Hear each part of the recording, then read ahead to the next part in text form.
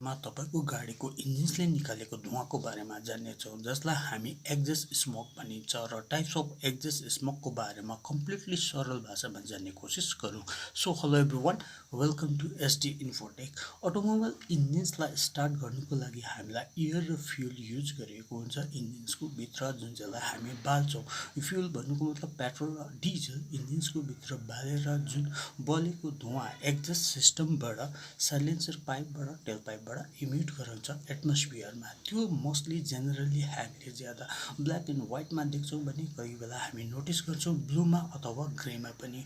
र कुनै प्रकारको इन्जिन्सबाट एक्सेसिभली धुवाँ अथवा एबनर्मल धुवाँ निक्लिँदैछ भने त्यो डाइरेक्ट प्रब्लम हुन्छ, इस्युज हुन्छ जुन इन्जिन्सको, र त्यसले गर्दा इन्जिन्सको एउटा मेजर प्रब्लम अथवा माइनर प्रब्लम हुन्छ।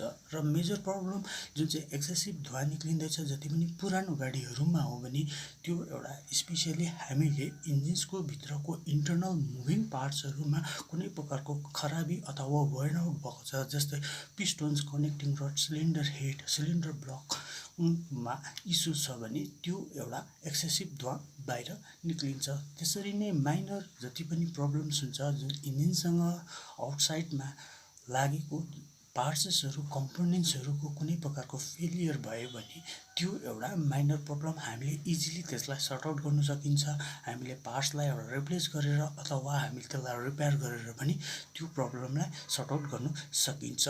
र त्यसले गर्दा पनि हामीलाई एक्सेसिभ धुवाँ निक्लिन्छ कुनै पनि कलरको। र कहिले पनि हामीले जब धुवाँ निक्लिँदैछ भने त्यो धुवाँलाई इग्नोर गर्नु हुँदैन, किनभने हामीले डाइरेक्ट एउटा अथराइज डिलरकोमा गएर या एउटा राम्रो टेक्निसियनलाई देखाउनु जरुरी हुन्छ। र फर्स्टमा डिस्कस गरौँ black smoke. Black smokes mainly हामीले कुरा गराउँदा यो एउटा फ्युल सिस्टम र एयर इन्जेक्सन सिस्टमसँग रिलेटेड ज्यादा इस्युज देखिन्छ। र फ्युल सिस्टममा हेर्नु भने डिजल गाडीहरूमा हामीले जुन चाहिँ हाई प्रेसर पम्पले राम्रोसँगले काम गरेको छैन, या जुन फ्युल इन्जेक्टरले 200 PSI बारमा प्रेसर्स इन्जेक्ट गरेको छैन, कम्बसन च्याम्बरमा जुन फ्युल स्प्रे गरेको छैन, या कुनै प्रकारको फ्युल लाइनमा एउटा मालफङ्सन्स भएको छ, त्यो कारणले गर्दा पनि हामीले जुन कालो धुवाँ साइलेन्सर पाइपबाट ज्यादा देख्छौँ। त्यसरी नै हामीले एयर फिल्टरको जाम छ या एयर फिल्टर क्लग छ भन्ने पनि देख्छौँ, या एयर इन्जेक्सन सिस्टममा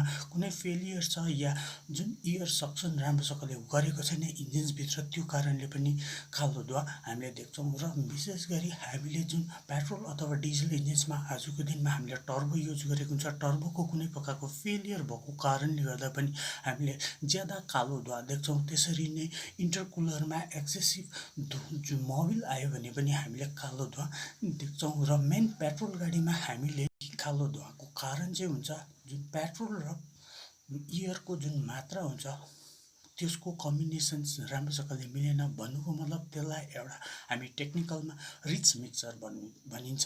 र मेन कुरा जुन एयरको मात्रा कम्ती, फ्युलको मात्रा ज्यादा छ भने त्यो एउटा अनबर्न फ्युल जुन कम्बसन च्याम्बरमा जुनले एउटा साइलेन्सर बाहिरबाट कालो धुवाँ निक्लिन्छ पेट्रोल इन्जिन्समा। र मेनली प्रब्लम हामीले यो इस्युज पेट्रोल इन्जिन्समा देख्छौँ। र नेक्स्टमा आउँछ व्हाइट स्मोक। व्हाइट स्मोक एकदमै सेभरल रिजन्सले व्हाइट स्मोक एक्सेसिभली ज्यादा देखाउँछ। स्पेसियली हामीले व्हाइट स्मोक्सको कुरा गराउँदा फ्युल सिस्टमसँग एकदम रिलेटेड हुन्छ।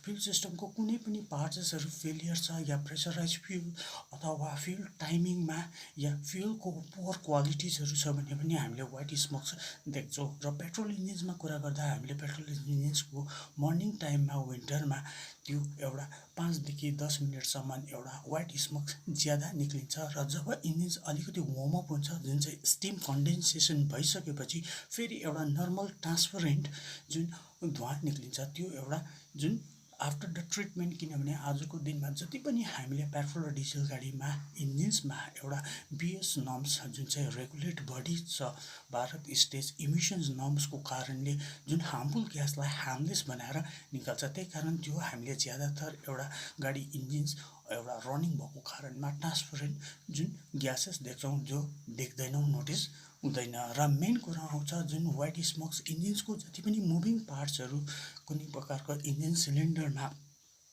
इस्यु छ, या सिलिन्डर हेड ओभरहिट भएको छ, हेड ग्यास्केट गएको छ या कुलेन्ट त्यसमा बल्दैछ कम्बसन च्याम्बरमा भने पनि हामीले त्यो इस्युज देख्छौँ। या हामीले कतिवटा एउटा फेलियर टर्बोको कारणले पनि एउटा व्हाइट स्मोक्स इमिट गरिन्छ हामीले एक्जस्ट सिस्टमबाट। नेक्स्टमा आउँछ एउटा ब्लू स्मोक। ब्लू स्मोक्स अलिक क्वाइट एक्सपेन्सिभ हुन्छ, किनभने ब्लू स्मोक भन्नुको मतलब जुन चाहिँ इन्जिन्समा मोबिल लाउँछौँ त्यो मोबिल गएर कम्बसन च्याम्बरमा फ्युलसँग बल्दैछ। भन्नुको मतलब इन्जिन्सको जति पनि पार्ट्स स्पेसली हामीले पिस्टन रिङ्सहरू क्र्याक छ या पिस्टन रिङ्स स्ल्याक भएको छ, पिस्टन्स फुटेको छ या सिलिन्डर हेडमा जुन हामीले भ्याल्भ देख्छौँ त्यो भ्याल्भमा कार्बन डिपोजिट भएको छ, भ्याल्भ सिलहरू राम्रोसँगले काम गरेको छैन या इन्जिन्स ओभरहिट हुँदैछ, त्यो कारणले गर्दा हामीले जुन ब्लू स्मोक्स ज्यादा देख्छौँ। त्यसरी नै टर्बोको ब्लन्ट भएको कारणले टर्बोको कुनै सिलिक लिकेज छ भने पनि त्यो कारणले पनि हामीले जुन ब्लू स्मोक देख्छौँ। र मेन आउँछ